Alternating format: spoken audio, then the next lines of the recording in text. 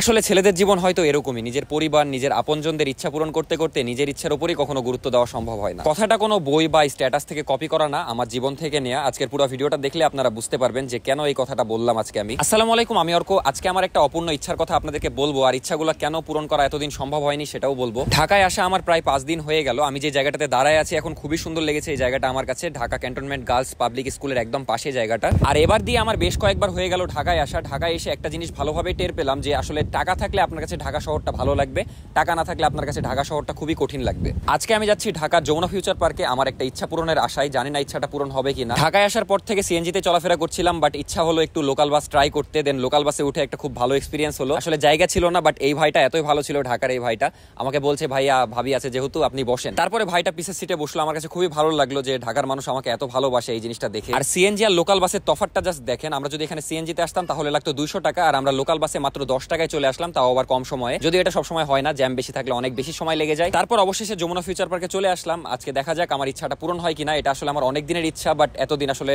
সুযোগ হয়নি ইচ্ছাটা পূরণ করার, বাট আজকে সুযোগ হচ্ছে। যাই হোক, এখানে একটা পিচ্চি এসে বলছে যে একটা ঠান্ডা খাবো, দেন আমি বললাম যে কোনটা খাবার নাও। তারপর ছেলেটা একটা স্প্রাইট নিল, আর সে তো মহা খুশি, খাইতে খাইতে চলে গেল। আমার কাছে খুবই ভালো লাগলো জিনিসটা। আর অনেস্টলি এবার ঢাকায় না আসলে হয়তো বুঝতাম না যে ঢাকার এত মানুষ আমাকে চিনে, এত মানুষ আমাকে ভালোবাসে। এবার এসে আসলে ফিল করলাম জিনিসটা, খুবই ভালো লাগলো আমার কাছে। আর এটা কিন্তু আমার ফার্স্ট টাইম যমুনা ফিউচার পার্কে যাওয়া হবে, তাই স্মৃতি হিসেবেও থেকে যাবে ভিডিওটা। এর আগে একবার এসেছিলাম, বাট ঢুকতে পারিনি রাত হয়ে যাওয়ার কারণে। তারপরে পাখির কিচিরমিচির আওয়াজ শুনতে শুনতে আমরা ঢুকে গেলাম যমুনা ফিউচার পার্কে ফর দ্য ফার্স্ট টাইম। আমার খুবই ভালো লাগছিল আসলে। দেখা যাক আমি আজকে আমার অনেক দিনের ইচ্ছাটা পূরণ করতে পারি কিনা। আর আজকে ঘুরে ঘুরেও দেখবো একটু যমুনা ফিউচার পার্কটা। আর নাফিসারও এখানে ইচ্ছা ছিল অনেক আসার। যাই হোক, আজকে আমার মেইন টার্গেট তো অন্য কিছু, সেটা একটু পরে দেখতেই পারবেন কি। আর নাফিসার টার্গেট অন্য কিছু, ওই মানে একটু গয়নাগাটি দেখে বলছে একটু নিয়ে দাও, বাট মেরে औकात के बाहर है। আর আরেকটা জিনিস আপনাদেরকে বলি, দেখেন একটা মানুষ যখন নতুন কোনো জায়গায় প্রথমবার যায় তার কিন্তু এক্সাইটমেন্টটা একটু বেশি থাকে, বাট সেই জায়গায় যদি সে বারবার যায় তখন কিন্তু জিনিসটা নর্মাল লাগবে তার কাছে। তো আমিও নতুন কোথাও গেলে আমার একটু এক্সাইটমেন্টটা বেশি থাকে, তো এটাতে আসলে অন্য কিছু ভাবার কিছুই নাই। এটা বলার কারণ হচ্ছে অনেকে বলে ভাই প্রথমবার গেলে এরকমই হয়। ভাই আপনিও তো জীবনে প্রথমবার কোথাও গেছেন। যাই হোক, কাজের কথা বাদ দিয়ে এবার আমার ইচ্ছার ব্যাপারে বলি। আসলে আমার অনেকদিন ধরে ইচ্ছা ছিল একটা ড্রোন কেনার, কারণ আমার ইচ্ছা যে বাংলাদেশের সুন্দর সুন্দর জায়গাগুলোতে যে ঘুরে ঘুরে ভিডিও করার, তারপর ভালো রেসপন্স পাইলে বাইরের দেশে যাওয়ারও চেষ্টা করব। তো আসলে ভালো ভিডিও করার জন্য একটা ড্রোন দরকার, তাহলে ভালোভাবে ভিউগুলো দেখানো সম্ভব। তো ড্রোন কেনার অনেকদিন ধরে ইচ্ছা ছিল, বাট সুযোগ হয়ে উঠেনি। এখন আবার বলবেন ভাই ভালোই তো ইনকাম করেন, তাহলে কেন সুযোগ হয়ে উঠেনি? আসলে বাড়ি করার পর অনেক বেশি লোন ছিল, যেগুলো শোধ করতে করতে আসলে সব টাকা আমার কম বেশি ফুরিয়ে গেছে। এখনো অল্প কিছু বাকি আছে, সেটা শোধ করতে পারলে একদম আমার জীবন শান্তি। কারণ ভাই ঋণ একটা বোঝা, মানে মাথার উপর খালি সবসময় টেনশন থাকে। যাই হোক, এটাই মানে ড্রোন দেখছিলাম আমি। তারপরে এই ট্রাইপডটা নিলাম, বাট ড্রোন আসলে আমি যে বাজেট নিয়ে গেছিলাম সেই বাজেটে নিলে মানে মোটামুটি হবে। সেটা নিলে দেখা যাচ্ছে আমার আবার 1 মাস পর ইচ্ছা হবে যে চেঞ্জ করার। মিনি 3, তারপরে এগুলা ভালো, খারাপ বলবো না এগুলাকেও, বাট আমার আরো ভালো দরকার আর কি, যদি মানে লং টাইম ইউজ করতে চাই। বাট আমার যে বাজেট ছিল 50-এর আশেপাশে, সেটা দিয়ে আহামরি একটা ভালো ড্রোন হবে না।